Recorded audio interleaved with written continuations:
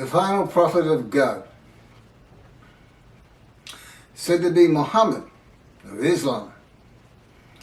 This is from Wikipedia. The information I'm about to give you on the founder of Islam, Mohammad Mustafa, and then I have several comments to make on all of it. When Muhammad was 40 years old, he was commanded by God through his angel Gabriel to declare his oneness.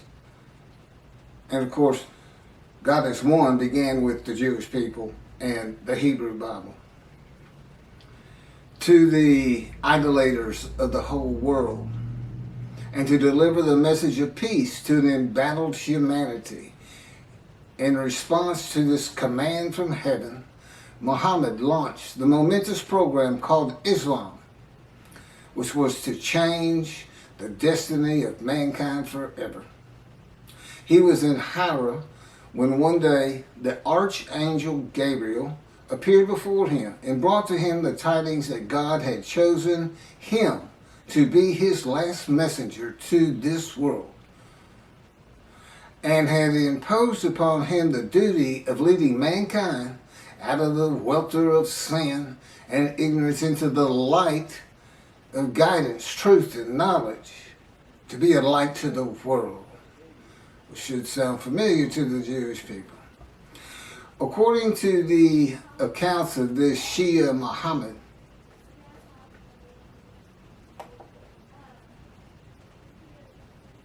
well, I'm working on this. Again, I'm just getting started on all this. And I have a computer in front of me because my cell phone is not responding correctly this morning, and the Lord wants me to get this done. And, Gabriel's not an angel. Clearly, they plagiarized the Hebrew Bible and put into their own cultural laws and norms and what they consider morality. And of course, Christianity is based around a story. Just that, a story. They call it the greatest story ever told. I agree. It's a great story. Billions of people have been deceived into believing it. Now, I can understand the people of antiquity believing it, but the people today believing it,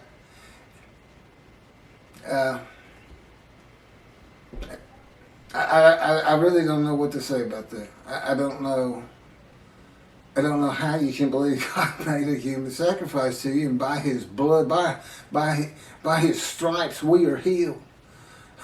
Again, God made me watch Christian channels, and then there's this one fella, I'll sell you the blessings of David. I said, well, God, what are the blessings of David? I'm thinking. He said, there are no blessings of David. He's making it up. People believe him. They send their names in with money, and he says their name on the air, and that's what they really want. So, but there is no angel Gabriel. He only appears in the book of Daniel. He only appears in the book of Daniel, who is not a prophet, and it is not a book of the prophets.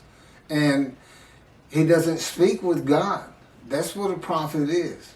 And even Jesus calls him a prophet and quotes him as a prophet, and he's not. It's just story. I mean, come on. A bunch of men standing in a kiln that's burning hotter than the sun, it's just not gonna happen. It's not gonna happen. But you read the same things, the leaders of Judaism read the same kind of absolute, that can't happen. But because they like it, and they say our sages believe that, we believe it. Well, your sages lived in another time. Michael Skobac, Jews for Judaism, who also claims Isaiah 53 is the Jewish people as one man, Israel as one man. They had gathered, been crushed by disease, and offered themselves for guilt at some time in history that I am unfamiliar with. Because he doesn't say it's something that's going to happen. They act as though it already happened. Tobias Singer of Outreach Judaism believes it happened in World War II with the Holocaust.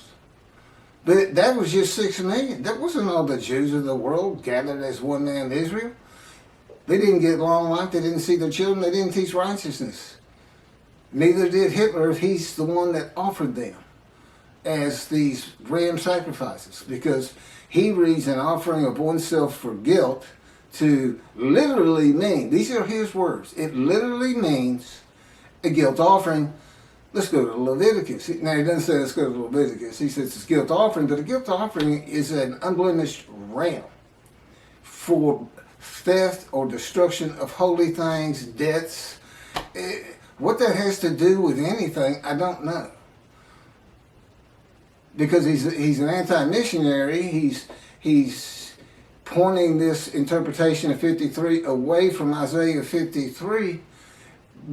But they think they're forgiven of sin. They're not worried about theft and destruction of holy things. They're not worried about that. So I don't know what he's doing, except reaching, really, really reaching. I think the description of a man marred so much beyond human appearance, semblance,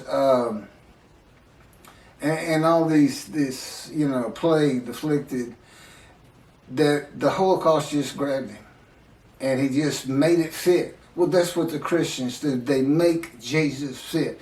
They can argue with me on every single verse, and if you've watched my 6 videos on 53, it took me 6 videos. Some of them were just a half an hour, but there's a lot to it, and I'm the only person who's ever explained it this way. Is anybody who watches it that's familiar with 53 and the commentators on it today. You realize nobody's read it like this, and nobody's ever connected the story of Ezekiel to it.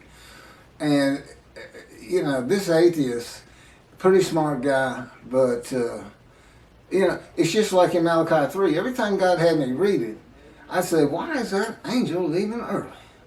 And he wouldn't tell me. I didn't know until I typed it. I didn't get it. I didn't put these things together. I certainly didn't put Jeremiah into it. In this new covenant, I read the new covenant and it just went on. It didn't even mean anything to me because I had no background in anything except for the 10 Commandments and Charlton Heston. It's a great show, but there's been some better 10 Commandments since. I've seen them all. But anyway, Gabriel appears in, I think it's 2 chapters, and he's described as a man. A man. Gabriel, a man. And it's in a vision. It's not something where God says in heaven, I have angels, and it's the angel Gabriel, and Archangel so-and-so, the fallen angel, Lucifer. You can't find that in the Hebrew Bible. It came from Christianity. So Islam, which didn't begin until the 700s, Common Era, I think that's the date here, with Mohammad, long after Christianity, which would have been, before the Talmud was put together. Judaism, when it really became formal, was with the Talmud, I would suppose, and putting the entirety of the Hebrew, all the scrolls together and canonizing it. And it looks like they plagiarized both books. And like I said, put their own cultural laws, rules, morality, and philosophy into it, but taking the basics. There's Abraham. He's in it. And now, I don't know if Muhammad is supposed to be a descendant of him or not. But here's what happened. So, he says he's the last messenger, the last prophet of God. That's what's on their mouth. It's not the last messenger, it's the last prophet of God. According to the account of Shia Muslims, Muhammad Mustafa, far from being surprised or frightened by the appearance of Gabriel, welcomed him as if he had been expecting him. Gabriel brought the tidings that Allah had chosen him to be the last messenger to mankind, and congratulated him on being selected to become the recipient of the greatest of all honors for a mortal in this world, from Al-Islam, the birth of Islam, and the proclamation by Muhammad of his mission. That's in Wikipedia. Muslims believe that the Quran was orally revealed by God to the final prophet, Muhammad, through the Archangel Gabriel, incrementally over a period of some 23 years, beginning in 609 Common Era, when Muhammad was 40 years old. That's an oral tradition. That sounds familiar. That's what the time it is. It's the oral tradition written. So it wouldn't be forgotten.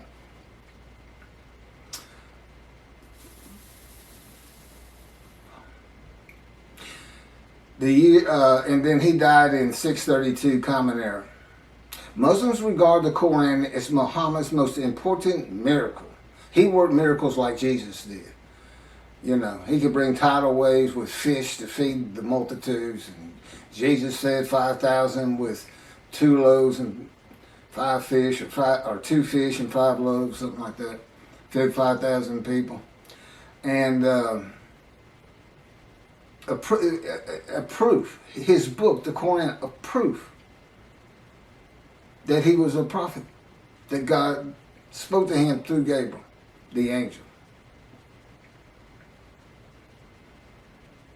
This Quran was the culmination of a series of divine messages, starting with those revealed in Adam and Eve, and ending with Muhammad. According to tradition, several of Muhammad's companions served as scribes and recorded the revelations. Shortly after his death, the Quran was compiled by the companions who had written down or memorized parts of it. That's from Quran in Wikipedia.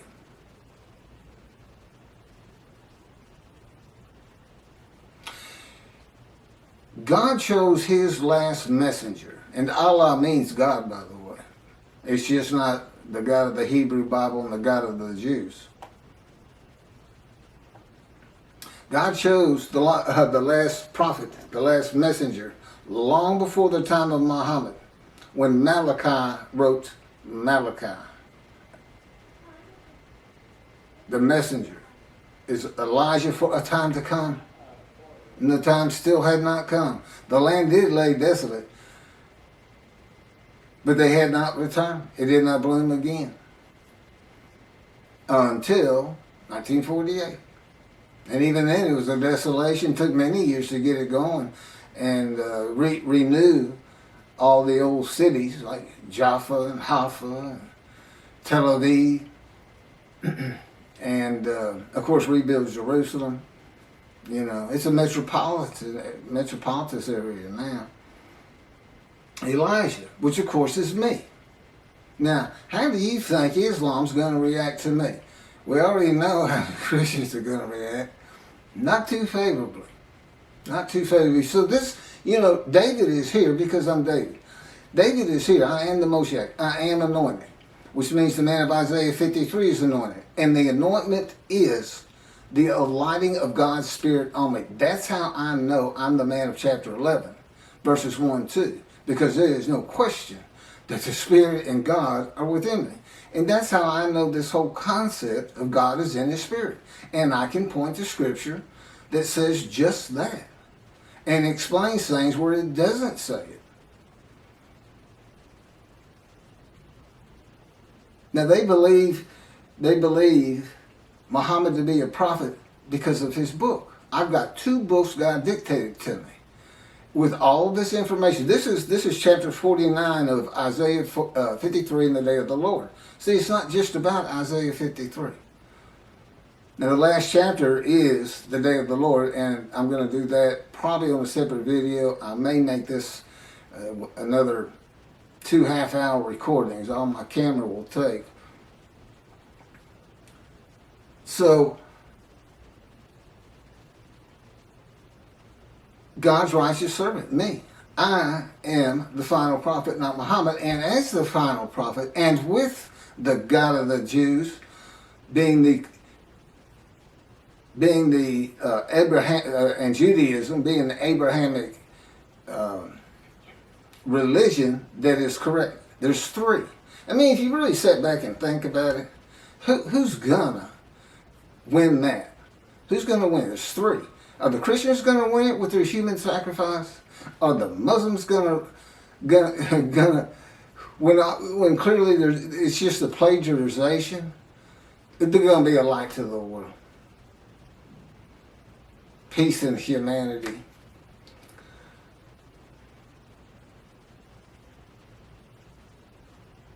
And they got there by stealing somebody else's book. They took the book of the children of God also. The Christians attached it. At least they didn't attach it to the Koran. You know, I mean, that's a plus in their favor, I suppose. I'm going to go ahead and start into chapter 50. I didn't know all that. I didn't know that they were using an angel that doesn't exist. And he doesn't. I've been to had it envisioned and told and in no uncertain terms that there's no such angels. There's no Michael. There's no Lucifer. There's no fallen angel. It's just part of a story because that's what the people in antiquity and today too, to an extent, they just like to believe in that. The Christians got so much jumbled up in their minds. So much of their religion conflicts and doesn't make sense. And they've got entire armies of demonic forces that are at war with God and this and that. I promise you. I know his power like the back of my hand. And there's no contending with him. Whatever he thinks is. He just wills it. Gone. You know. He can take this world and turn it into a pea. The size of a pea just by thinking it. He set off the Big Bang. That's how Genesis starts out. He divides light from dark and this and that. Yeah. We're the dark. And the division is the platform of heaven. And we know we're in the dark because he had to put suns in there for us. So it's kind of a blend. You have to look. The universe, his universe, the unseen realm, and then the real. The universe of real, which is like, you know, objects, solid things, stuff you can see, came with the Big Bang. And it's all within his original unseen realm. So we're a universe in a universe. It's not parallel universes, just one inside another. Totally different from each other. Science, totally different. We can never see the unseen realm except what he would place in our minds. I mean, he can place an angel Gabriel in my mind if he wanted to and have me believe it, and I would. But he doesn't. He's very real and matter of fact. And the fact that at this time, people are still believing the things of the people of antiquity who they didn't know anything. They didn't know anything, and they couldn't go there and say, "Well, I'm gonna check that out. I don't know about that." You know, they couldn't. There's no bookstores, no schools, no teachers. About all you could learn from the wise men was the Hebrew Bible for the Jews, and they spent their life in that book. Well, I have it. I read it started reading it when I was 50, and it's only because God was teaching me that I have the knowledge that I do have. It's just not possible that any man could do that, and I know I could. So anyway, the day of the Lord. Now this is interesting because I had kind of forgotten this entire chapter. The term day of the Lord appears in the books of Isaiah, Ezekiel, Zechariah, Amos, Obadiah, Zephaniah, and finally in the last book of the prophets, Malachi. In Ezekiel and Zechariah, the day of the Lord is said to be only against the nations, and in Obadiah against Edom and Esau, Christianity, and the nations. If you see Edom and Esau, it's Christianity. That's just Judaism. If you're going to take their book, take all of it. Take the oral tradition with it, Christians. They go together. The prophets warn that the day of the Lord is near, but it is not the end of the world. Now this is true of the Essenes too, the sect of Jews who wrote the Dead Sea Scrolls. But and with the same concept, evil's going to be gone, but the good stays. The destiny of the world will be changed. God returns to the earth to dwell among his people in his sanctuary, which he's doing, on his holy Mount Zion in Jerusalem, and the world will know that he sanctifies Israel. Lo, the day of the Lord is coming with pitiless fury and wrath, to make the earth a desolation, to wipe out the sinners upon it. Isaiah 13:9. You say, well, see, that's not, you haven't been talking about that day of the Lord. Yes, I have. God's final word on it. Because that's not going to happen. That, again, that's just fun to read. It scares people. And, whoa, war's coming kind of a thing. For a day is near, a day of the Lord is near. It will be a day of cloud, an hour of invading nations. A sword shall pierce Egypt, and Nubia shall be seized with trembling. When men fall slain in Egypt, and her wealth is seized, and her foundations are overthrown. Nubia, Put, and Lud. These are names for for territories that are pre-biblical for the most. They're pre-Abraham. The Hebrew.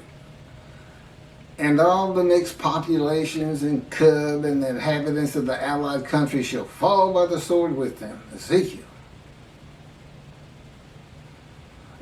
Ezekiel has an account of all the tribes returning to the promised land, and they all go individually back to the lots of their ancestry. Do you know how many? It is impossible to determine that. Rambam says, I can do it. I can tell him, no, I can't. He says, I do it by a spirit, and has no concept whatsoever that God is in his spirit. That the spirit that alights upon me is one of being able to determine your ancestry all the way back to the partitioning of the promised land, and to the tribe you should belong to, that you have the most blood of. Okay. Sounds great, Ezekiel. I'm sure people will love it, but not going to happen. Not going to happen today. That's for sure. Yeah, David's here. The peace in the world. I'm here. It's just about undeniable. This is like 100 times more proof than Moses had. Nobody even knew he was writing the Torah. I'm sure nobody knew. And if they did know, they didn't care. And the fact that God was telling them, they may have believed, they may not have. Many of them would ask him, how do we know you're talking to God? Today he'd say, well, read this. It's called Leviticus. You think I woke up and wrote God's laws without him telling me what to do?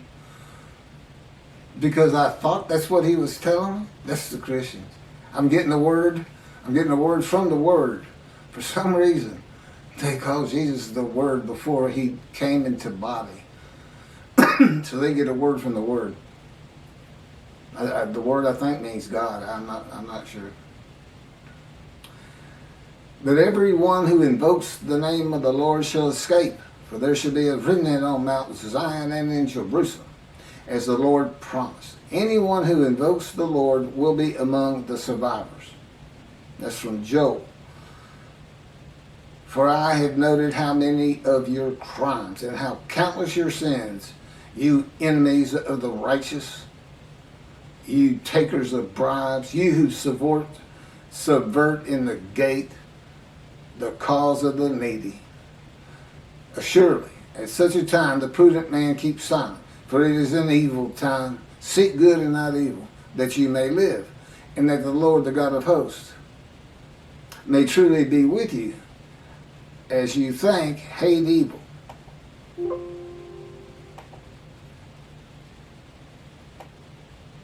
So here's some morality in a great story. Day of the Lord. And love good, and establish justice in the gate. Again, the Essenes had gates.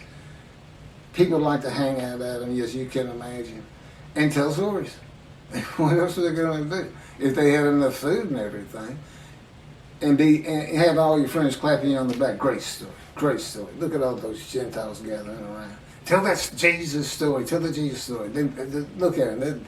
They get all giddy. And they'll throw you some money.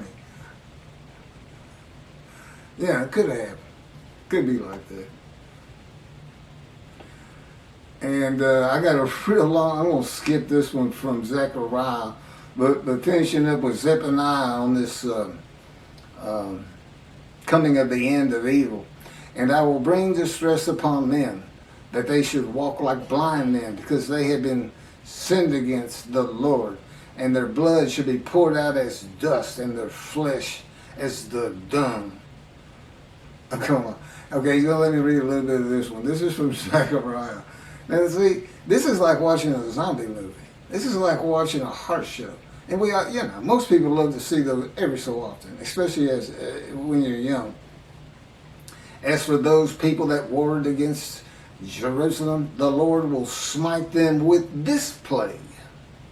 Their flesh shall rot away while they stand on their feet. Their eyes shall rot in their sockets, and their tongues shall rot away in their mouths.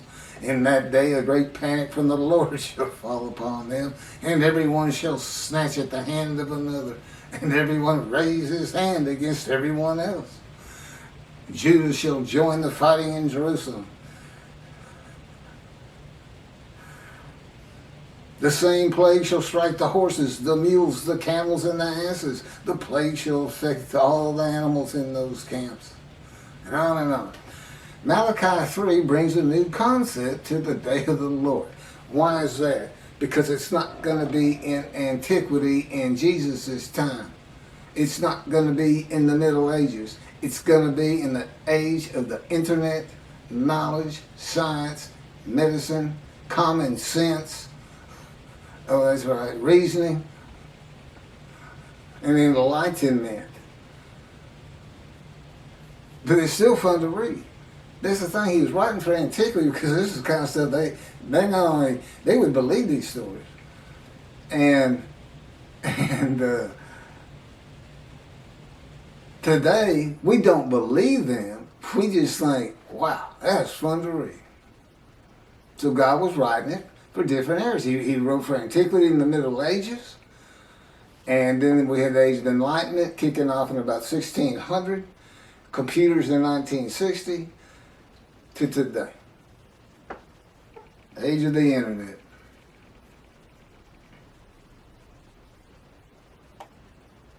So what new concept in the day of the Lord does Malachi bring? It's God's final word on the day that he's preparing, where the new covenant is delivered.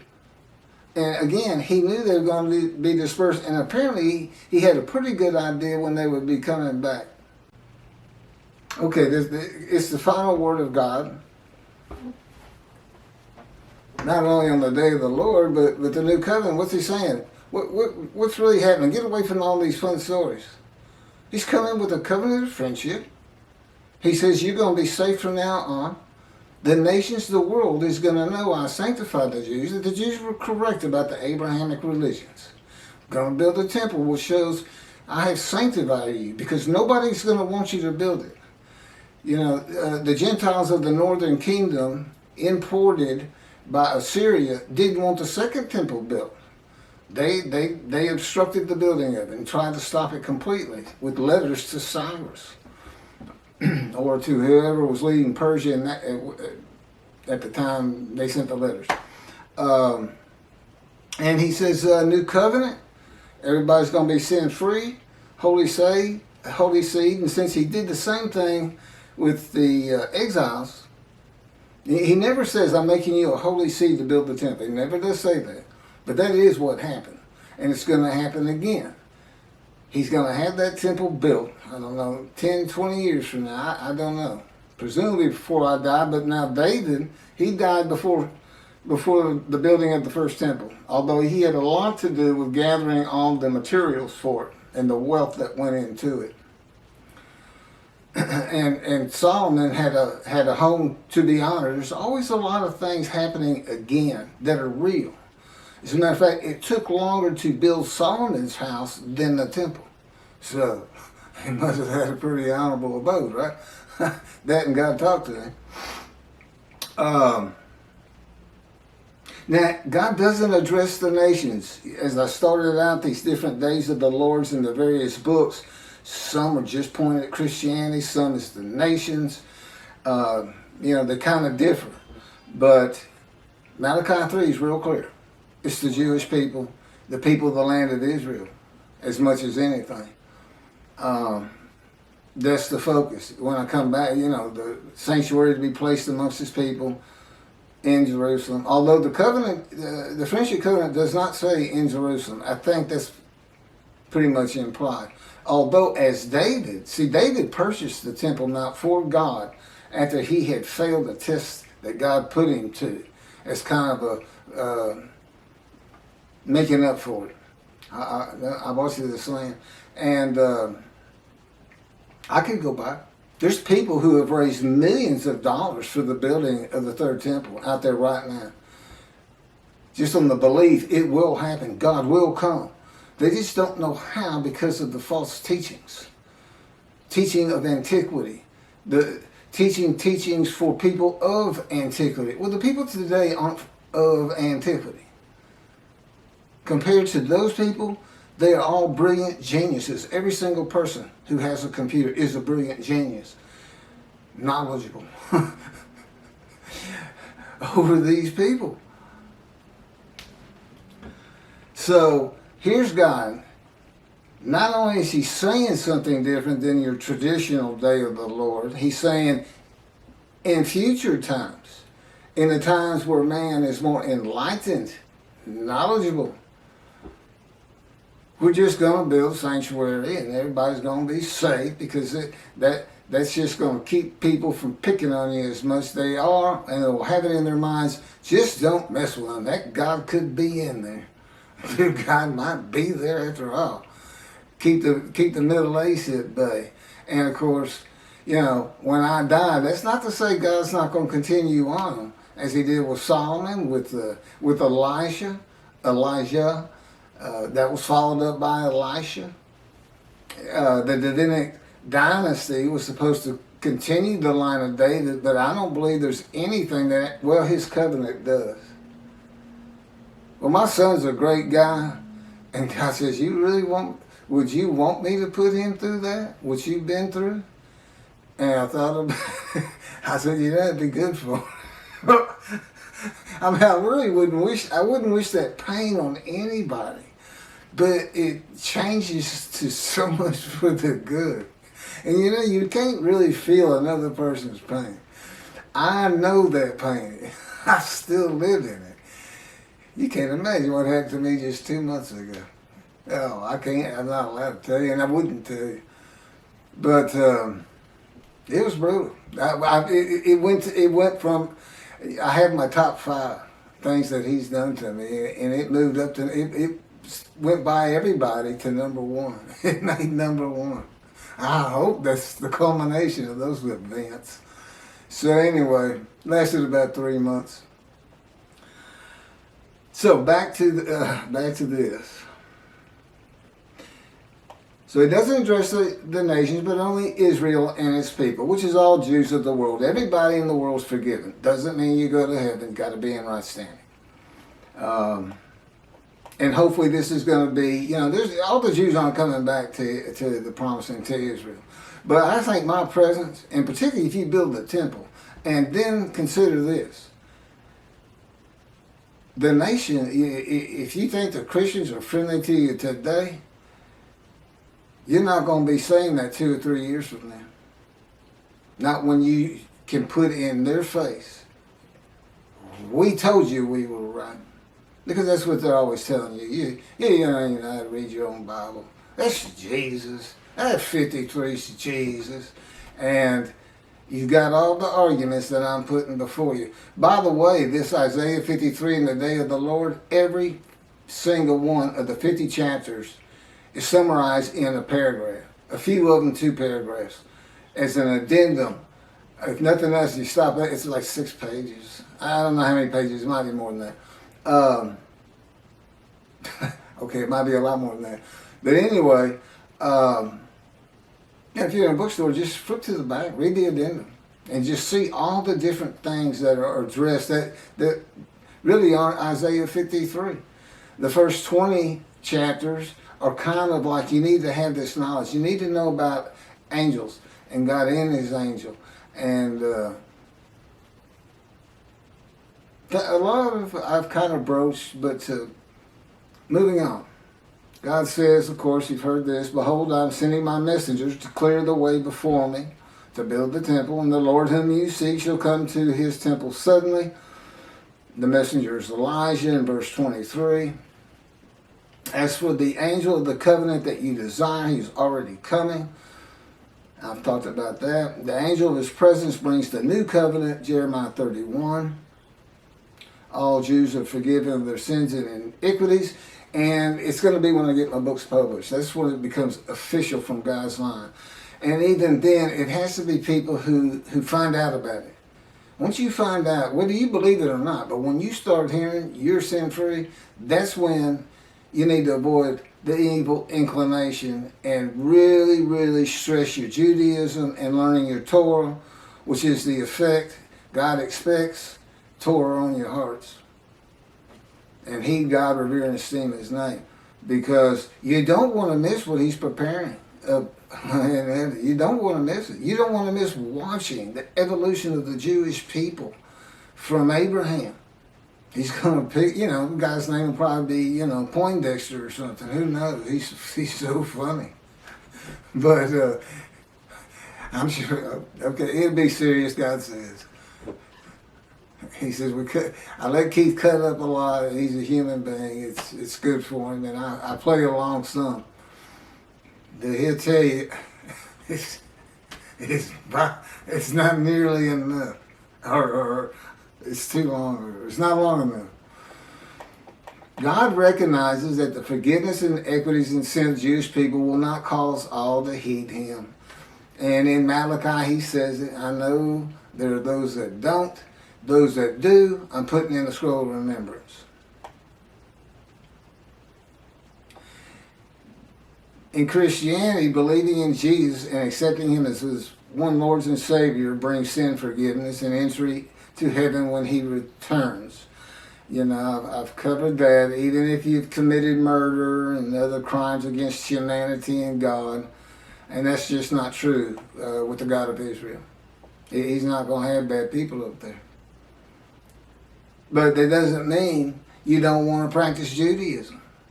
Because I know the Jewish people like to focus on life today. The heaven that the Christians dream of and think of is not first and foremost for the Jew. It's being a light. It's living life as well as it can with all these instructions God gave us on how to do it. And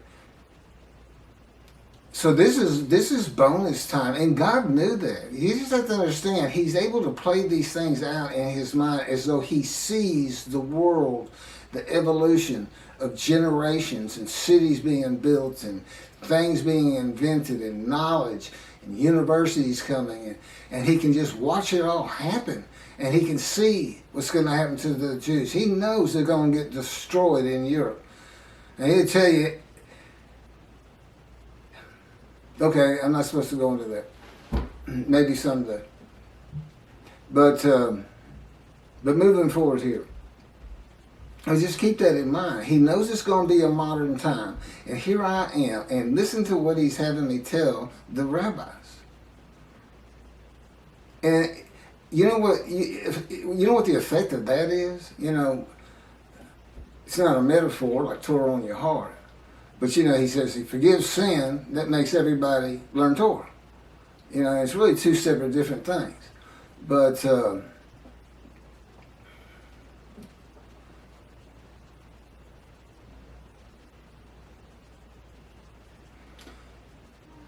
anyway, God knew in modern times of secularism and reliance on science, medicine, and technology that his righteous servant might not be recognized. The utter destruction is simply on its way, just like it was with the Assyrians, Babylonians, and the Romans long ago.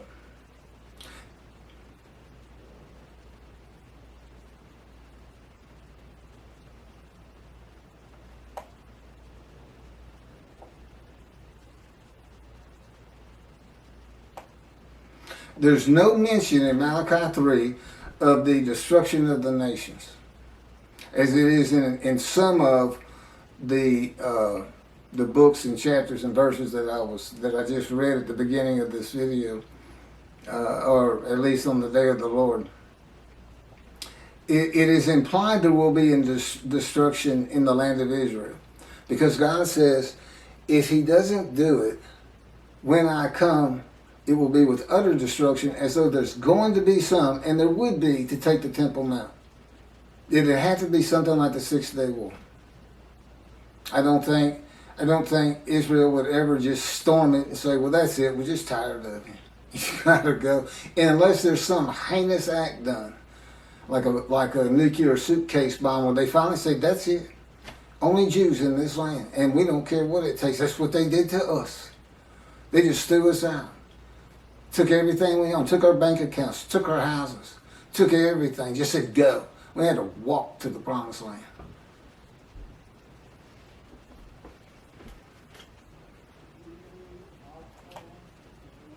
But it's the building of the third temple. Now, I remember now. It's the building of the third temple. That's what's so important.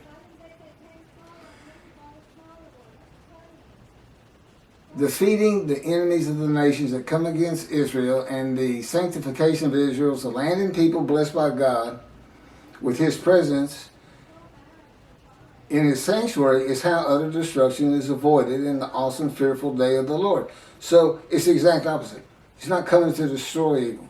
He's coming to safeguard the Jewish people, so we don't see a Holocaust again. Basically, that's what He's telling you. If the land were destroyed today by nuclear bombs from Iran, 10,000 missiles launched at the same time from Lebanon, I don't care, the sling of David, the protective system to bring down rockets is never going to be able to stop that. And you got 7 million Jews there. And we lost 6 million in the Holocaust. And that's such a brutal thing and brutal time. I still have a hard time understanding how we've already advanced so far, as awful as things are even today, from that. Where people could, the Nazis, they singled out children. That was their favorite kill. If they were running low on bullets, instead of shooting the kid or gassing them, they throw them in those kilns alive. So, that's just, and it's a people. It's not some madman. It's not Dahmer. It's not just one crazy person out there. It was an entire country, and it wasn't just there. Russia was doing the same thing. They were hauling them out of their houses, making them dig ditches, and just going down. Family members, father, son, kids, or kids first, boom, throw them in there. Whole blocks, whole neighborhoods. I don't want some of the visions he's given me to make me really feel and understand what would it be like for the Gestapo just to break down your door, and you're sitting with your family at dinner and you have no clue who they even are, and all of a sudden everybody's being murdered, and your girl's raped first, and your wife. I mean, and he put me into it's, we can think about it and be horrified. But he can make it so real, it's as though you're there, but it's still different once you come out of the vision. It's a lot different. One, you're not scarred by it. But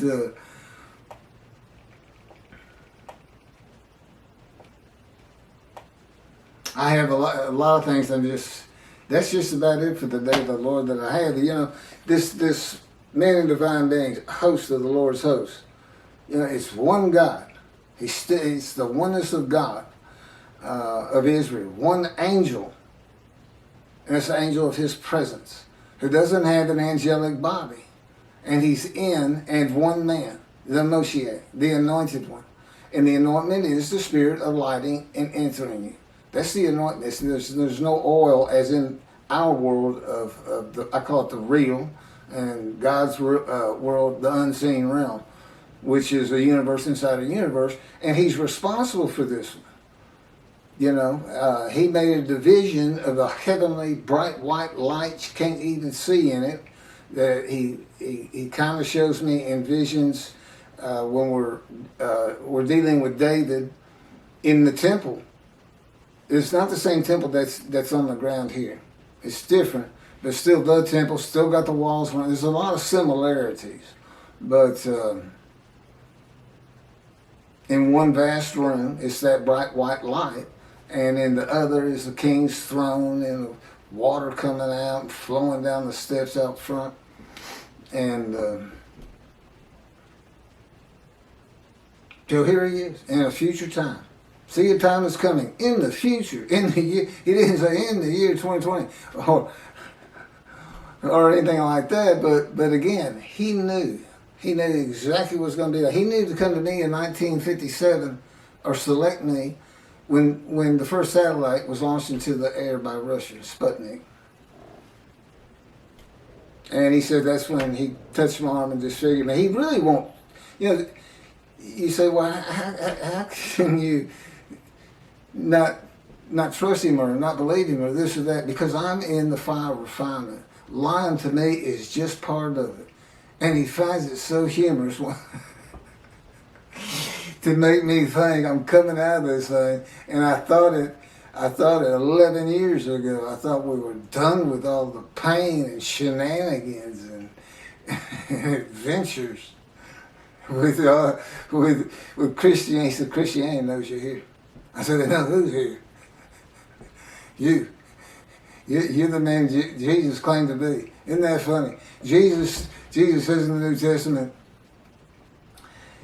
to his people, to his 12 at least, do not listen to those who come in my name. It's kind of funny because if he comes, he said, I'm Jesus, then I'm supposed to listen to him. But the fact is, he came in my name.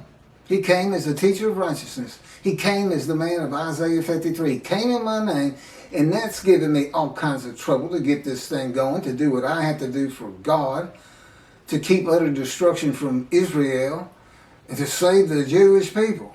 I've got these Christians who believe in human sacrifice. I got these rabbis who believe a man of 100 years is suddenly going to be thought a child, and every single human being, every Chinese, every Korean, every Eskimo, every one of them suddenly are going to go, the Jews have been right all along. We need to exalt them. Let's take our stuff and give it to them and till their land for them. And look, there's no pain anymore. It's like I died. The Messianic era is a heaven on earth. That's what antiquity believed in, and the resurrection. So I got to deal with that. Aren't they supposed to be protectors of the Jewish people? Follow God's laws, have better lives, morality. Look at, you don't just go hurt people. You don't keep people from doing what they need to get done with lies and false teachings. Oh, I'm sorry, I fell into the rabbis again. I call it a lie when you say the Jewish people gathered as one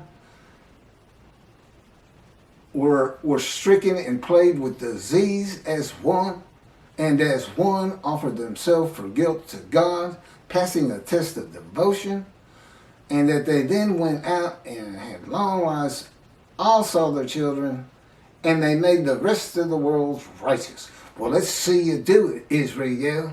Hey, rabbis, Tobias Singer, Michael Skoback, all you people who preach Israel as the man, the Jewish people,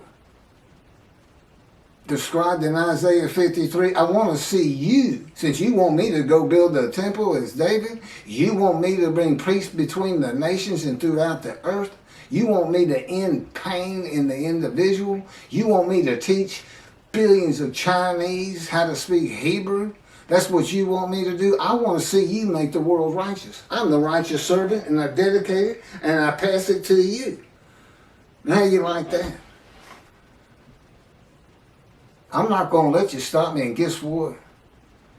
I got somebody behind me that you don't want to contest or contend with.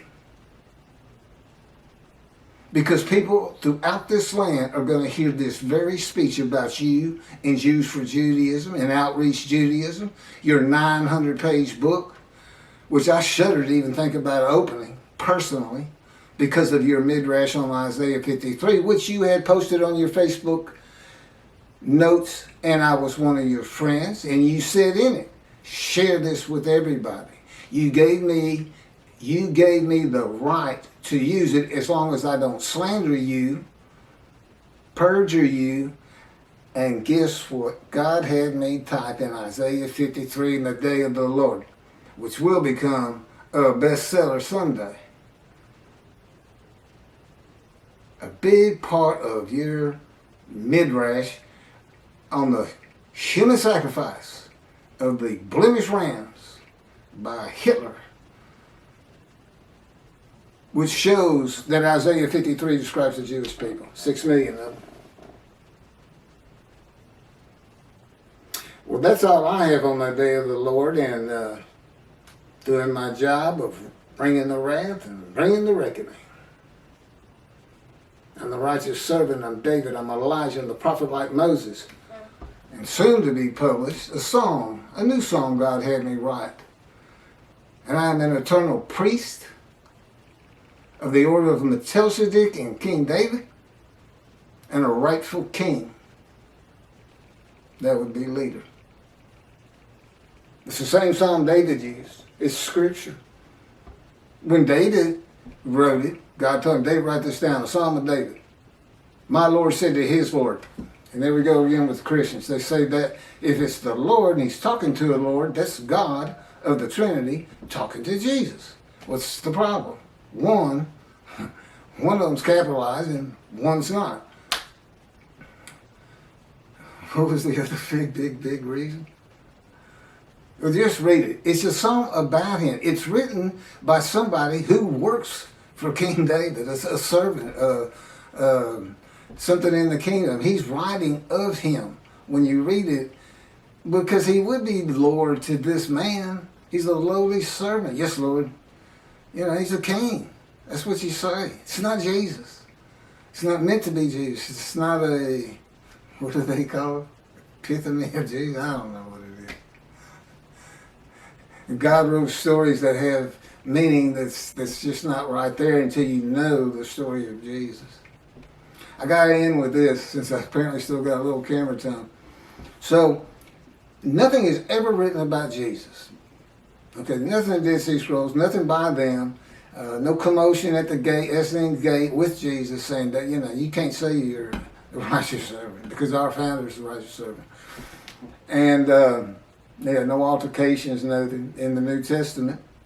And there would have been, God tells me, a pretty contentious group out there. Not a lot of law abiders. But I said, I know, I had to deal with them. I think I was tough on them. Should have tried to deal with them. So, until 70. What happened in 70? The first big Jewish revolt. 500,000 Jews defeated. Battle after battle. People don't think the Jews fight. They fought for every inch of Jerusalem they could get. And then there was another revolt, and then another revolt. And they finally, it's like being in God's fire refinement. They were in the Roman fire refinement. They said, okay, that's it, let's get out of here. Thanks for the land, God, we gotta go. You made everybody mad at us. We're saying we're the chosen. What? So, that's when the first book, so you see these two rabbis, trudging along through Syria and heading towards Europe. And what are we going to do for money? What are we going to do? I got kids, everything. I can't go to the synagogue and make money. That's how I make my living, is teaching the Hebrew Bible. His friend says, to Shlomo, that story about the Jesus. I get money every time I tell that story, especially if I change it up a little bit. Every time I tell that story, boom, I got lunch, I got dinner. I sometimes have food for the next day. They love it. They just get all, I believe, praise Jesus, falling on the ground. Holy rollers. That's where the first holy rollers came from. If you don't know what that is, look it up. Says you got it. They love this stuff. And Slow-Mo looked at him and said, oh, you got to be kidding me. You can't put that story in the Hebrew Bible. You can't connect Moshe to that. He comes in, rides ass in Jerusalem, and defeats Rome, and becomes king of the world. What are you talking about? We'll just change it. Maybe it was the writers who were deceitful. That it would only be because there was no Jesus. Nothing written about him. Are you kidding me? Man's walking on water, feeding everybody. The blind see, the crippled walk, dead or risen. You think he'd have probably taken the Roman leader's position from him. That's what he would have done, and just made them leave. If he'd used his head instead of trying to fight them hand-to-hand combat. I guarantee you, the revolts would have had more success, although ultimately beaten down just by numbers, if God in me had been there with this unit, this human body, or any other human body. Just because he knows everything. He said, it'd be more like the Americans fighting the British, hiding in trees and bushes and stuff. So anyway, thank you. Tell anybody who's interested in Isaiah 53 that there's a new take on it. There's new explanations. And tell them it's the leper scholar. It's from the Talmud, Babylonian Talmud. Actually, it's quoted something, Sanhedrin 9b. I'm not sure if that's in the Talmud or it just gets spoken of in the Talmud. I know the Sanhedrin, I know what they are. But I don't recall seeing anything that in the Talmud, Sanhedrin is like a special book or something, or some extra, or a section. I don't recall ever seeing that. And again, this is where, God, I'm still a human. I'm still Keith. And the way he does that is I still can't find my car keys. If I had a car. And, I'm the same old forgetful person. He keeps me forgetful. But I'm still a lot better than I was. Anyway. It was easier using my computer, but I don't know what it looks like on the video with me looking down so much. And so much today I was reading and not didn't have it like Isaiah 53. It's on the tip of my tongue anytime. But I hadn't looked at these two in a couple of years.